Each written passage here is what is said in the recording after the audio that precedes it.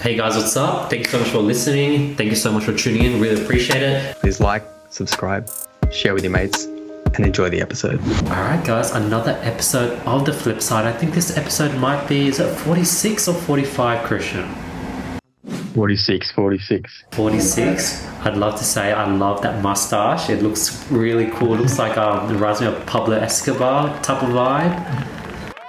Oh, do you know what happened? So, okay, well, today is I think the 1st of August, actually. 1st of August, we were filming this on a Sunday. It's 4 p.m. So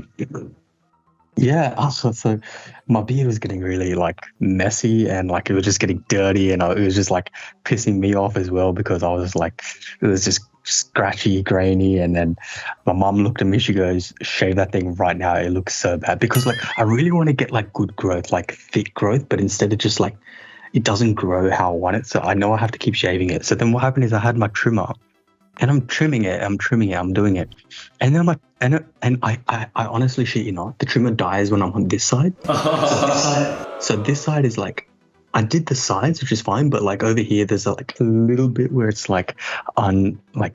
trim. So it's a little bit longer here, but you can't notice it because it's only slightly. And I always leave the mustache last because it's just easier. And now I was like, you know what? No, I'm just going to rock it. I'll rock it for a day or two and then I'll shave it off for the next episode. It's like, you know what? Why not? Just give it a go. Just try it out. It looks cool. It looks different. Dude, I remember when I was younger, I used to cut my own hair. And literally, I had swimming on. And I was halfway finished. Literally, half my head was sort of a shitty fade that I would do, and the other half was just normal. And it was so obvious. All the parents could tell, all the dads, and yeah, it was just plain obvious. That was situation one. And another situation two, so it was before I was going out, I was shaving my and the battery ran out and it was stuck, and it was I was trying to pull it. It hurt. Either I slowly pulled it out or got scissors and cut it to release, and it was fucking half shaved, and I charged it, and then I was using it every 5 minutes. I was all right, charge 5 minutes, use it for 30 seconds, will die out, charge it again for another 5, use it for another 30 seconds, just so I get it over and done with. 100%. That's exactly what's happening to me. I'll charge it for 5 minutes and I use it for 10 seconds. I'm like, dude, it's not even a bad trimmer. I bought a decent trimmer. And I'm like, what's going on with it? But you know what? I'm going to let it charge for the entire day and care what happens. If it doesn't work, it doesn't work. But speaking of self trims, I'm contemplating it. It's getting to that stage. My hair is getting really long, longer than what I'd like it to be. I have no confidence in my abilities whatsoever. Already, I'm not really happy with the way I trim my beard and everything. So I want to try and the original goal was grow it as much as you can. Then with lockdown finishes, go and get it done by a barber. But that's not going to happen anytime soon. So I was like, you know what, I'm just going to trim it. But yeah, I'm way too scared to cut my hair, man. It might have to be done soon. Are you contemplating it? Is it something you're thinking of doing? Or yeah, my hair's been getting pretty long. And then I sort of use a razor and I just sort of cut the sides to make it straight, lined up. That's one thing I did. I can do it mine. I just go on the sides. That's something I used to do, but it was not good. And I haven't done it in ages, so I'm not that confident. But the other day, literally yesterday, I got my mum to just pair of scissors, sort of cut the back, just straighten it up, cut around the ears. And that's all she did, and then the ears, it was zigzaggy. It's probably not that obvious, but when it was first started, it was zigzaggy. But yeah, whatever. I mean, that's fine because you can't really tell from camera, so it should be okay. But even then, that's smart because you just keep the edges maintained, and then it doesn't look an overgrown and everything. So that's why I was you know what, I'll just shave it off. I don't want it to look too bad. Even the mow's dirty over the camera, you can't see, but it's not a clean mow and I don't really like it, but alas, we move. Not much has happened on my end. Tomorrow is funnily enough, 2nd of August. There's a bank holiday. So all employees across all the banks in Australia just get a day off. Yeah, tell me about that. I saw that on my calendar and I was interesting. So I guess everyone, or I guess all bankers have a day off, yeah. Yeah, so I'm looking at it now. I didn't. Yeah, it is on my. So it's a New South Wales bank holiday. So all bankers in New South Wales just straight up get the day off. I think it does depend as to what area you are within the bank. So I have some friends that work in service lines, so frontline service, so like taking phone calls as a first point of contact for banks. They still have to work. They don't get the bank holiday, which makes sense. I mean, if the bank still needs to be contactable, but yeah, my service area, my service line in risk, financial crime they do get the time off. We do have like what they call skeleton staff, so keep a few people rostered on just so if something happens, because overseas, Singapore, America try to contact us, we need to be able to be there. So that's still available, but I'm so happy. Free long weekend for me, and I don't have to do anything. Oh, dope. So that means you're not working tomorrow. So and then you go back on work on Tuesday? Yeah, back on work on Tuesday, and then I took a week off in August because I wanted to use my annual leave. So I took a week off. I booked my vaccination. Ooh. I booked my vaccination on the 25th, so August. So I'm keen for that. Keen to get the jab. Doing what I can to keep everything safe. New South Wales isn't in a good spot at the moment. Sydney particularly. Where lockdown confirmed until the end of August. It is what it is. You can't really do much, but you just got to persevere for another month, eh? Talking about frontline workers and vaccinations, I got the vax, Krishn, yesterday. That's right. Got the vax yesterday. Oh, I'm proud of you, man. Well done. Good start. I went all the way to Liverpool. Went in. It was like a weird vibe. It felt like It felt like a zombie movie. It felt like a Walking Dead movie where it was like a lot of nurses, everything's lined up. You walk in, it feels a very sterile environment. Everything's white. There's signs, everything. There's like a whole form of people coming in and out. I have my card. It's like, okay, here's my vax. They ask me questions. I go in. I'm talking to the nurses. I'm finding out they're working like 10-hour shifts minimum. I get the jab. I then get led into this other room, which is a waiting room. You wait for 15 minutes to see if there's any symptoms. So you have to wait there you just sit there for 15 minutes and then you sign out and you leave. It was like it felt like it was really interesting. It was like, is this real? And sometimes I do wonder when I'm working at home, it's like, and then we're all locked down, it's like, this seems like a movie. 100% seems like a movie. So you went and got it in Liverpool? Yes. Did you get a choice? Did you book it yourself, or did you get a link from mum or whatever? I got a family friend who's a nurse to book it in for me. Amazing. So you got the Pfizer then, right? Because you would have had to book it in.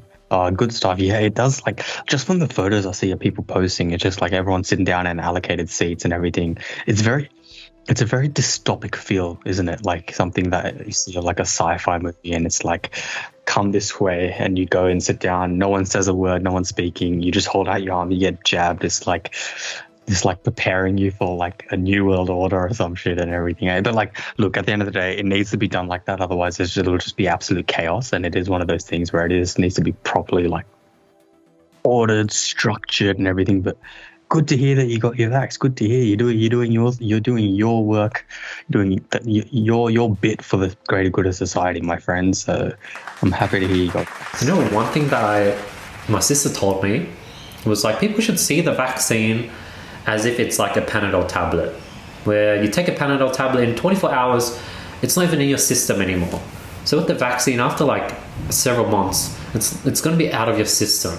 Like, they can't put in some chip or some like thing that will control you or something that would like trigger your death. Like, that's not possible. Obviously, like, dude, it's like scary because I have people on both spectrums and I'm in between. I'm trying to like hear from both sides, and you hear crazy shit like that.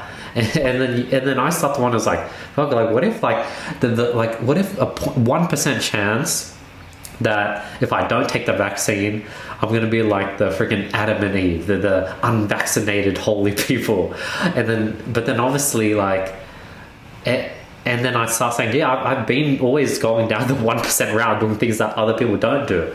But at the same time, it's like, how can a vax kill you and like it doesn't make sense for them to vax everyone to kill everyone or even control everyone. You can't even control people through a vax. But yeah, I can tell Krishn just face palming. No, like, not even that. It's just, I think the argument that people present of being like, oh, the government wants to control you, like everything. Right, do you think the government gives like 3 shits as to what Moe from the area is doing on a Friday night with his friends? Like, government does not care. I can see like people being hesitant because of cases coming off of blood clotting and TTT. I think it's called TT or TTT, something like that. It's like some really, really rare disease that you get. I think it was associated with the AstraZeneca vaccine, where people's blood, they'll get blood clots, but that was like a 1 in, like, essentially the chance of that happening, like 1 in 100,000 or even less than that. So it's like, it's like, it is a very small risk, but if you're healthy, it's like, it should be fine. And yeah, you're right. Like the vaccine at the end of the day, it's there to protect them. Yeah, people can have their opinions. That's fine. I don't respect it. I don't appreciate it. You can still have your opinion, you know what I mean? It's like, you can do your own thing. You can believe, like, the thing is, I feel like we've spoken about it before. I'll touch on it one last time before we move on. Like, the problem with social media is, and the problem with, not the problem with democracy, but what democracy allows is essentially freedom of speech, free speech. When you have social media, you've got everyone with an opinion trying to voice it out, and then all it takes is like one person with like heaps of followers to say something, and then everyone's like, wait. And it's like everyone starts questioning their own beliefs instead of letting science be at the forefront in providing information. And yeah, it's hard. It's a tough situation, but alas, it is what it is. You got vaccinated. I'm getting vaccinated next. Yeah, I want to move on. I saw something pretty cool. I'm not gonna lie. So, NFTs, non-fungible tokens. We talked about the majors. I was watching. I looked at FaZe Banks. You know FaZe Banks, right? I saw his story. Yeah, so I saw his story as well. So I was like I just saw some, what do they call it? Something punks? CryptoPunks. What are they called? CryptoPunks. Yeah, CryptoPunks. He's got like what? He seemed like he had 10, I think. 10, yeah, 9, 10. Yeah, 9 or 10. And then he's seeing people buying for like 5 million. And I'm like, okay, see. And then we've had conversations of like, you know, what NFTs, it could be the future. Like, this is definitely something that a lot of companies could look into getting. Jay-Z recently bought one. Yeah, Jay-Z bought one. I was just reading some news. Coca-Cola made an NFT. They made 1 or 2. What? I'm going to share my screen. Yeah, yes, please. So Coca-Cola recently released or announced that they're going to be releasing an NFT. I think it's either 1 or 2. That's a cool jacket. Is that a jacket? So whoa! That's wait, can you wear it as well? Does it come with the actual jacket? No. It's just an NFT. Oh, interesting. First series includes a digital. Interesting. Yeah, so that's one of them, I think. But another one is a 1956 vending machine, right? Whoa. So they've got trading cards. So they've got trading cards. They've got a bottle opening and a drink being poured over ice. And it's on sale with bidding beginning on July 30, so like a few days ago, ending on August the 2nd. August the 2nd being an American time. Yeah, I want to see where the bid's at. Oh, nice. You have it open. Whoa.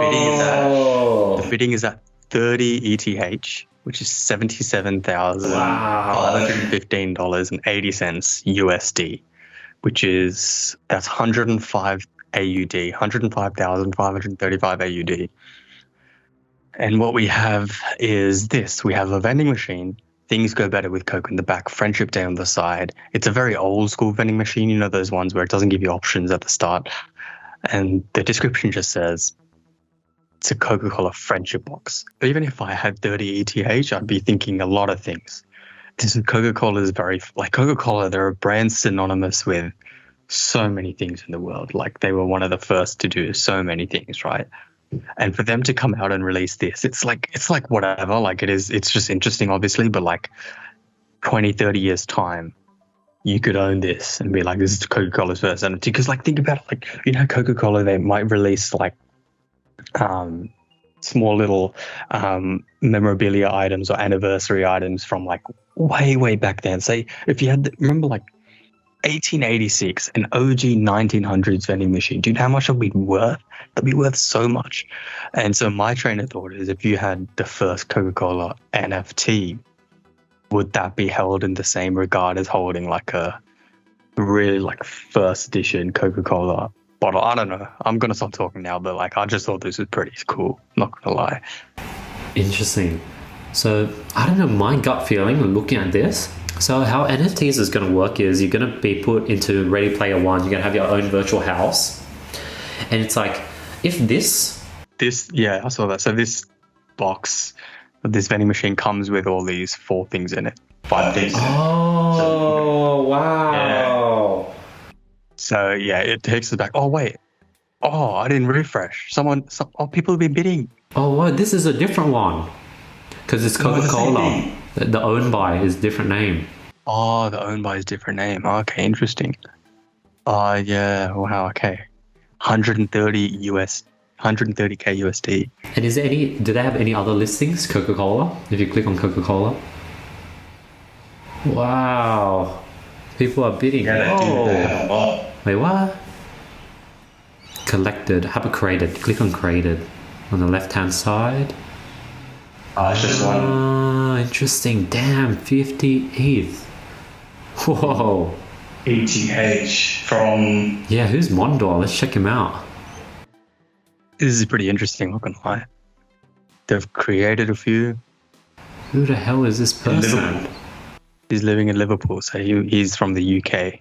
Wow. He's created a few. He's listed a few. Okay, what's this? NFT Guild, 2.65. He's just got this NFT. Curious to see if he has any CryptoPunks. Let's see. He's got a lot. As in not CryptoPunk, but like a lot of NFTs that he holds. Real punks. He does. Jeez. Damn. This one. Well, he's got 1, 2, 3, 4, 5. Oh wow. Damn. Interesting. Okay, so you see how much he bought it for? No, he put it on. Oh no, he bought it for 17 ETH. This guy's loaded. He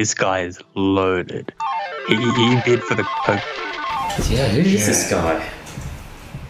Because I know Gary V. Gary V spent 5 million. Well, not 5 million. He spent 1,600 ETH on the CryptoPunk. Now, let's say he got in really early and bought Ethereum at, say, $200 each Ethereum. 200 times 1,600. 320,000 on that ape CryptoPunk. And CryptoPunks, literally, I've been following over the last few months. The floor price, meaning the lowest price, was around 15, 16, 17, 18 ETH. Now it's jumped up to like 32. So I think we're definitely in a bullish market where everything's just like overvalued and everyone's buying CryptoPunks. And at the same time, Ethereum is going up in price. So it's like compounding on each other. Each Ethereum costs more. So, but I think CryptoPunks is like, if you have a CryptoPunk on your like digital house wall, that's going to mean something. That's going to be like, that's a flex. If you have like the first Coca-Cola thing, people might not know it as much, but having a CryptoPunk, everyone will be like, damn, you got one of the 10,000 CryptoPunks. It's like one of those OG things, the very first few things that came out, you know what I mean? Like CryptoPunk, so like people are easily associated with. So like what I'm imagining is like a house like 20 years in the future. Maybe have a portrait on the wall, a digital portrait, and it's just flashing through the CryptoPunks that they have.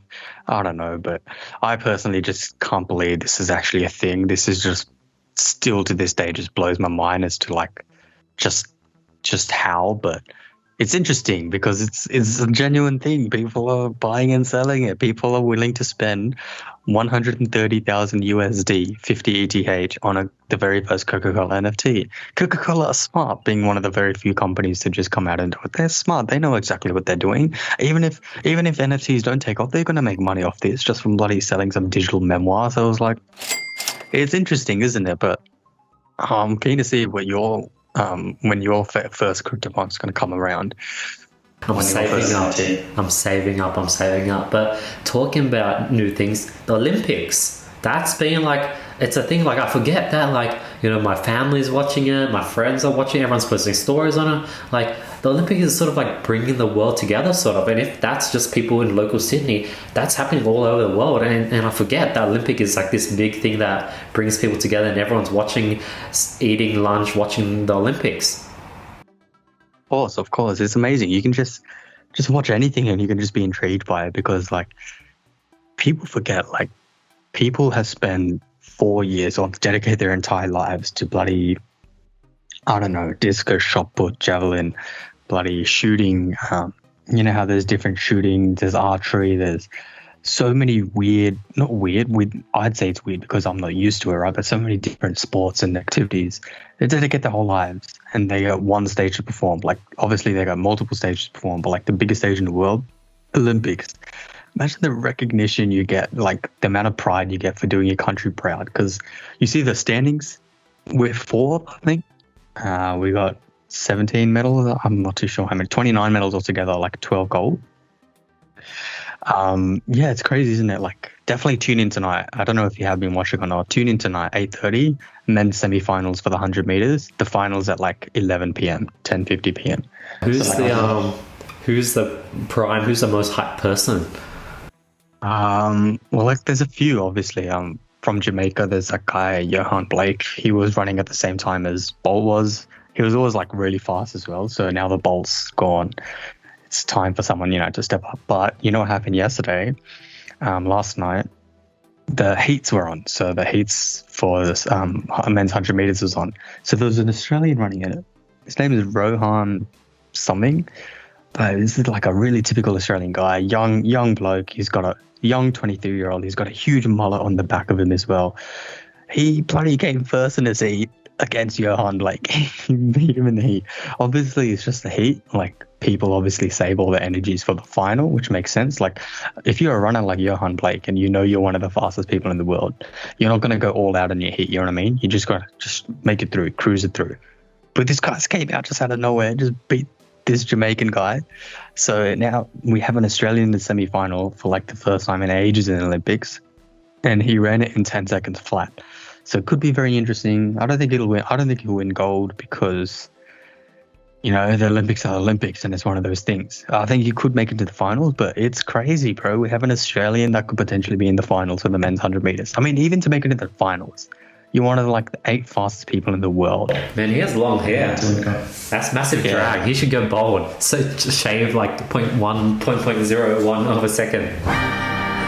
Yeah, and that's what I thought. I thought if they have short hair, surely they reduce the drag, right? Not that I know anything about anything, but I'm generally here thinking, I'm seeing it because yesterday was the women's final. So Jamaica won first, second, third. They won gold, silver, bronze, right? Wow. And you're seeing some of these ladies, they've got long hair. I'm like, how are they able to run? Like, wouldn't their hair get in the face or whatever? But, I mean, they're dedicating their lives to it. They're the ones that know how to run. I can't run. They're fast, bro. They are fast. I can't run that fast. Like, bro, that the lady that won it yesterday, the Jamaican lady, she Hera Thompson or Thompson Hera, she's got her own business in Jamaica. She's got a hair salon business in Jamaica. She just won gold. As she's about to win, she's running to the finish line and she sees the timing on the left and she sees she's going to break the Olympic record and she just starts celebrating already, and it's like, Jesus Christ, that's insane. God damn, imagine being that fast. Imagine seeing that you're going to win gold in front of you. But yeah, Olympics, you're 100% right. It's bringing everyone together. It's fantastic. It's great. Like, I haven't been watching it as much as I'd like to, but everyone gets it around the 100 meters. You know what I mean? It's huge. What it reminds me of? When I was in high school, so I used to do swimming. I used to do a lot of competitive swimming. And swimming carnival was my favorite day. Every year, I would always look forward to swimming carnival because it was my one day to shine. Everyone's watching, everyone's cheering me on. The students versus teachers competition, everyone's cheering for the students. And it was just that one day where it's all eyes on you, and you're coming first, and everyone's cheering. It's like this rush, and then just to think about these Olympic people, that's their Olympic. 1 in 4 years where all eyes are on them. the whole world's on them. And I hear a similar sort of metaphor models when they sort of go on the sort of the model walk. Like they might have only one or two fashion shows all year round, but that one or two shows, how that 30 seconds all eyes on them, it's the best feeling ever, and it makes all the rejection and all the pain and dieting worth it, apparently.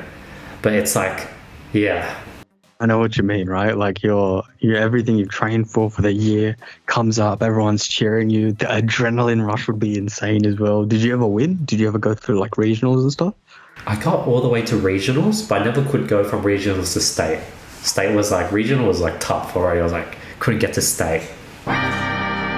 Of course, because I think that's like, I always wondered like how these people get scouted, or like what happens, like how do they get founded? How do you suddenly become an Olympic swimmer?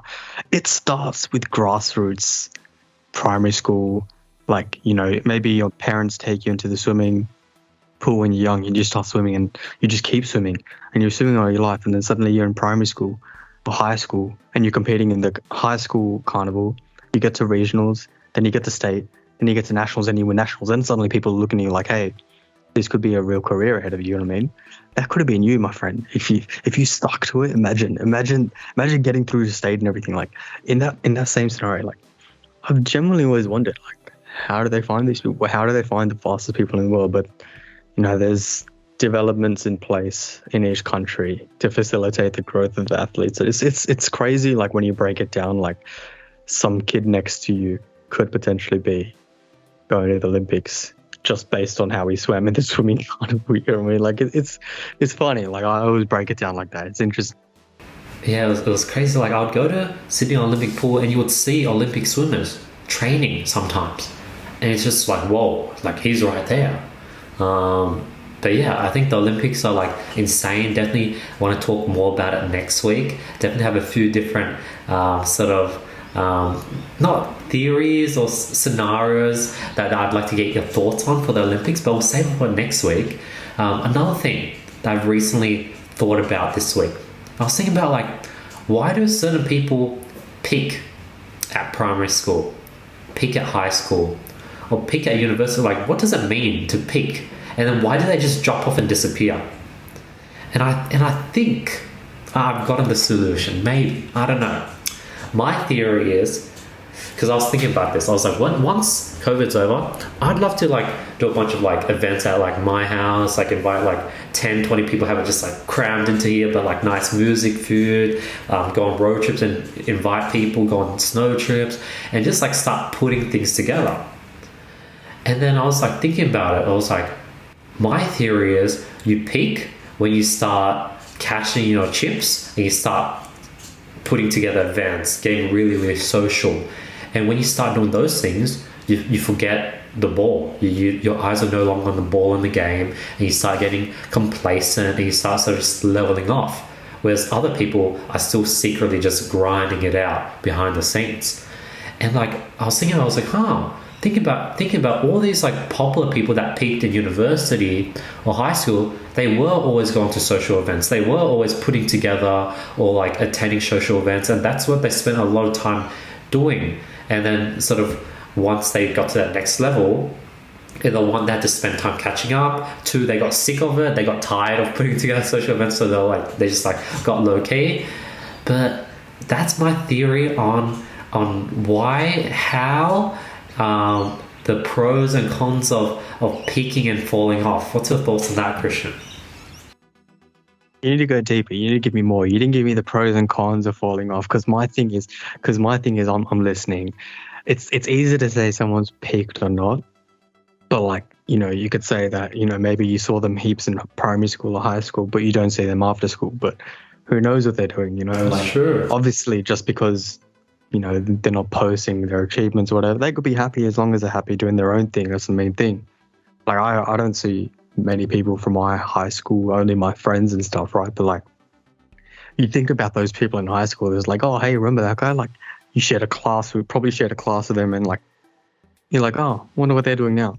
And it's easy to think, oh, they never peaked or whatever, but like everyone's just doing their own thing at the end of the day sometimes, you know what I mean? It's like easy to just say, oh, you know, they peaked and now they've fallen off because they're not doing anything. Maybe they were social in high school, not social after. However, I know what you're trying to get to in terms of, you know, people that they're always like around, like they always like, you know, want to be the big man, like trying to be the big man and like, you know, going here to there. And it's like, wonder what they're doing. Yeah, I get what you mean, but you got to go deeper. Like, I understand what you're trying to say. Are you honestly like, are you gonna social it up after? No, I think that the main conclusion was like, maybe I shouldn't social it up, because like I remember like I was thinking like if I put together a social event, one, I'm just going to be dropping money. Two, I'm going to be like exhausted the next day. Three, there's going to be a lot of cleaning up. Four, yes, it's going to be cool to like bring a lot of people together. It'll be like a fun night, I guess, but it'll be a lot of work. And like the only reason why I do it is just for that social clout. I'm not like right now I'm so focused, I'm so locked in, I'm getting so much done. And like it's weird how there is an urge to catch in, and like I have a lot of people that are like my age that are really cool that would want to hang out, and I can put together some pretty cool events on a routinely basis, and rather than just spending time on my own, start bringing people together and not focus on myself but focus on flexing myself, I guess, or showing off all the cool things I have. And then that thought was like a theory to be like, oh, maybe I should just keep focusing and doing my thing, and like there's no need to like freaking put together events. Like when celebrities start putting together like these like $1 million sort of parties, that's sort of when they start slowing down, getting complacent, and they're not grinding to that next level. And then yeah, it was a bit of a like, should I go down this route versus, and like why do I want to go down this route, and the potential consequences of going down that route. I see. Like I know what you're talking about now. Like in terms of how everyone does it, you know how they do it in America. They hold these cool, like, you know, low-key parties or like low-key gathers. It looks sick. Like you see Drake holding every now and then. Like he's in a club with some few people and everything. It's like, yeah, so that's pretty sick. That's pretty sick. However, got to start somewhere. Got to get to that stage at one point. I reckon if you go to America, that would be sick. That would be sick in America. You know what I mean? Like opportunities there. Are you still thinking of going? Oh, right now, like just seeing everyone move out of New York and move out of LA, and like people wanting to move to Australia, and like I feel like I have this gut feeling that Australia might be the next like haven. Logan Paul moved out of LA. Like people are moving out of LA. You're right. Like a lot of people like hate LA. Like when you hear in interviews, like, oh, I hate LA. Yeah, continue. Yeah, you thinking Australia's the next haven? Because like one, we're an island, we're like secure. Two, we have like amazing, like we have a bit of everything, like snow, summer, beach, desert, everything, all a lot of different sports. Three, a lot of celebrities are already moving to like Byron Bay and moving to Australia and living in Australia. And four, business and entrepreneur wise, like I'm starting to feel it slowly grow and start becoming its thing. And like I saw this TikTok of this girl from LA. She moved to Australia, and she's working on a clothing brand, but she just works on it virtually online, and she now lives in Australia and she loves Sydney. And like with the way America's going, it feels like it's on a decline culturally for some reason. I don't know. I've always, you know, thought like there's just so much going on there. Like it's just so hard. Like you get caught up in just shit that you didn't want to be caught up on. Your focus is dragged. Your attention is dragged. You see a pretty girl around the corner. You know, you'll be like, oh damn, there's so many of these pretty girls, and you're like, oh damn, you know what I mean? It's like, I don't know. Dude, LA, pretty girls everywhere. It's insane. Like LA, everyone's beautiful. It's like the Mecca. Like everyone goes there to be a movie, an actor, model, a singer, and like it's like what the hell? Like everyone's beautiful here. All the waitresses, everyone. There's always like everyone just probably thinks like to get big or like, you know, to get to that next stage, you got to be in LA.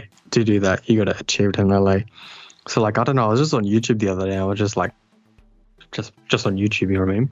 I actually haven't been watching much YouTube at all in lockdown, but just opened my YouTube and the app, and then I saw a video saying goodbye or something. I don't know. Like it was that dwarf guy. Yeah, I saw that Dwarf video on my TV. It was like recommended, but I didn't click on it. What is that about? The Logan Paul dwarf. That dwarf. What's it? I forget his name. Yeah. So, because Logan Paul's moving to Puerto Rico, they're like essentially disbanding the LA house. So I don't know who. I don't know the situation of the living, who was in the house and who wasn't. But yeah, because Logan Paul's packing up everything and he's going to Puerto Rico. I think some people are moving with him, some people aren't. Because Mike May, like, and I don't know. So like, he just pretty much just said, "Oh yeah, I won't be moving to Puerto Rico," and he's just going to be starting living his own life now. So like, he said he wants to be an actor, a voice actor, so he's going to go and try and pursue that. So it's crazy. Like, I never like watched that guy's videos or anything, but I always knew he was in Logan's vlogs all the time, just doing random weird shit. And like, for him, always just to be in the background of vlogs, just sitting there, just being funny and shit. Now to like go and living in his life, it's like, oh damn, interesting. Like it's one of those things I didn't really realize, but like, yeah, you're right. People are moving out of LA, but LA is a place to be. Like if you're a TikToker, everyone's in LA, bro. Everyone. I don't even use TikTok, right? But every now and then I go on Instagram reels, and I'm seeing the same pair of twins always on TikTok, and like they're always in that, I think they call it Clout House or whatever, with Tyler Holder and shit. Like all these people just coming out of nowhere, but suddenly becoming very relevant. You're right. LA's a place to be. Beautiful people everywhere, but I don't know, brother. It's a comfy life over here. It's a nice, quiet, peaceful life. What more do you want? Lockdown in Sydney, 239 cases a day, bro. You ain't going anywhere anytime soon.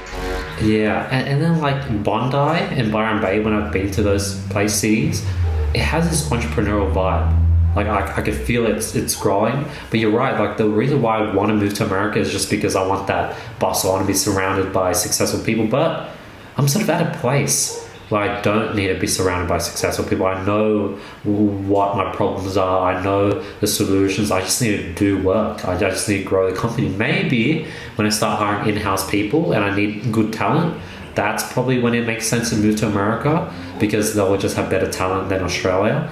But yeah, other than that, another thing I've been doing a lot lately is meditating. Krishn, have you ever, like, what's your thoughts on meditation? I haven't really meditated per se. I'm bound by religious values, which my family upholds. So, how do I put this? We do meditate per se, but also pray, if that makes sense. So I don't really sit down and meditate, but I mean, talk to me. What is it? I don't really meditate per se, but yeah. So maybe let's reframe it. This is sort of what I do. I usually close my eyes for 5 minutes, put in a 5-minute time. It is meditation. It is. Don't reframe it. Like it is. Like it is. It's, everyone does it. You know what I mean? Like it's just. I just don't do it. I just didn't know if what I do is classified as meditation. It's more so. Yeah. Continue. Sorry. Every morning, one thing I found, sometimes it's hard for me to get out of bed because I wake up and have all these thoughts. It's like sleeping. It's so nice and warm. Just sleep an extra few. But an easy thing is just to sit up in bed and I'll have the blanket still over me. Get my watch, put on a 5-minute timer, and then I close my eyes. And I just like breathe in and out. And when I was a beginner, I'll just focus on my breath and try to like remove any other thoughts. And when I think of other things, I'll bring it back to the breath. Now I try to like just not think about anything, clear my mind. And obviously my mind always wanders and starts thinking about other things, but I bring it back. And that's sort of what I do every morning. And after that 5 minutes finish, it's like, okay, cool, let's get out of bed. It makes getting out of bed easy because like my mind's cleared. But the biggest thing I've learned from it is just sort of really helps with like self-awareness. Like for example, cold showers, that's another thing. For the last 3-4 years, I would always fight the cold shower. I'd be like, let's do it. This feels amazing. Today's going to be amazing. Let's do it. And I'd fight it. I would just like try to brute force through it. And then I remember like people always say like embrace it. You know what? It is what it is. So I was like, maybe I should start trying to just embrace the fear, my mind going haywire as I'm opening the shower and going in, and my mind's literally going, don't go in, maybe put on the hot water, maybe cancel it for, like I'm just embracing it. Getting the cold water hurts, but I'm just embracing the pain. That was phase 2. So it took me like 3 years to figure out phase 2. And I think phase 3, which I'm trying to crack now, is rather than just embracing the pain and embracing the fear and all the sort of things running in your mind, try to enjoy it. Try to like enjoy the fear, enjoy the pain. And I got that from Tony. Tony, one of my meat factory mentors, he said he doesn't have any fears. What do you mean you have no fears? And that triggered this. You know what would be funny if he's like, I have no fears, like, and then he like takes a mask off, like, I'm Batman. Continue. And then that sort of stemmed from meditation, and really just like all those little things. Like I'm noticing that all these things are happening because of meditation. I'm being able to dopamine. I'm able to notice, hey, I'm really like addicted to this, or like I'm drawn. I have this feeling and urge to pick up my phone, and I'm aware of that because of meditation. That's something I've been slowly cracking over the last year after doing it for like multiple years. I definitely like know where you're coming from in terms of the enjoy it and the embracing. I don't really do that in cold showers, but what I do, like I remember when I was in the one thing I've always done is like, you know, when it's really cold and like you're obviously underdressed, you're underlayered, and like you're freezing. It's middle of winter in high school. You have a jacket. Everyone like it'd be shivering and stuff. It'd be so cold. But like I like in high school, I've always just been like I used to like just stop for like 10 seconds, just breathe in and just let it like go through you, the cold, and just straight embrace it, right? Just embrace it. And I was just like, just let it go through you. Just don't think about it, because the minute you think about it, then you're cold, turn into a psychological game. So I just like breathe in and then ready myself, and then just like it's really cold, but like it is what it is, and just accept it. And then it works for like 30 seconds and I'm shivering again, because at that point, like you're just always going to be cold, right? And then like when I went to Japan, like it was freezing there, and like obviously we were laid up and everything, but it's so easy to just like, you know, keep shivering because it's so cold. But like I just kept embracing. I was just like enjoying it. I was like, dude, I'm here, I'm loving it. This is the weather I love. Like even though if I am really cold, I am really shivering, I love this weather. And like just stopping, just letting it go through you. I'm like, all right, yeah, this is sick. I enjoyed it. But yeah, 100% know what you mean in terms of just embracing and everything. I can't do cold showers though. No way. You can never convince me to have a cold shower in the middle of winter. Never. I don't care. I know that it's one of those things that everyone does, and I know it's like super cool in terms of, not cool, but I know like it really like, you know, gets you ready, gets you prepared and everything, but absolutely no chance. Especially now that I'm working from home, no chance, because I don't have to go outside. I can stay indoors in the cool, in the warmth of my own, in my room, you know what I mean? So like I don't have to go outside and face the cold, so I'll never do a cold showers. I think that was like my biggest light bulb, where like, wow, like I haven't heard anyone talk about learning to embrace the cold or trying to enjoy it and love the cold shower. Everyone's always talking about the benefits, how it helps you build your immune system, how it gets you started. And then I used to just force myself to do it just because I thought those were the benefits. I had literally no reason of doing it. I thought, oh, maybe it makes me mentally stronger. But after learning to embrace it, I was like, wow, this is a really good skill. And then learning to embrace it, I've been able to learn how to embrace lack of motivation, learn how to embrace fear of big ambiguous task, and like it's been this compounding thing, and like even the checklist, things are starting to freaking compound, Krishn. It's crazy. Like I've spent the last 2 to 3 years just pushing through it with sheer grind. The last year overthinking the hell out of everything and figuring out how to be like efficient, and I've sort of got something that's like pretty solid, and now it's just off to the races, and I've probably done more than I've done in a whole year. Things we love to hear. Bookmark this. Things we love to hear. I absolutely love it. Buzzing for you. That's what you need. That's what you want to hear. But you're 100% right. But like in terms of that as well, embracing, you know, lack of motivation. You got to embrace the shit times. The times when like nothing's going your way. Stand up. Yeah. All right. Nothing's going my way. Yeah. All right. What am I going to do? All right. Keep going. You know, keep pushing. Embrace it. Because if you don't, you're just going to let yourself drag and feel bad and everything. But I'm going to stop you there before we go. And I know you can keep going. Do you want to have a last say? Put in your last word. This is a perfect ending. Great way to end it. Great episode. Really enjoyed you guys listening, thank you so much. Really appreciate all the support. Hopefully you guys are enjoying the podcast. I was thinking about this, like I was like thinking back to like Joe Rogan's. If you go Joe Rogan episode 1, it was so like blurry, it looked like so like unorganized, and he literally probably had like 5 to 10 viewers, and he probably was like that for the first 100 episode.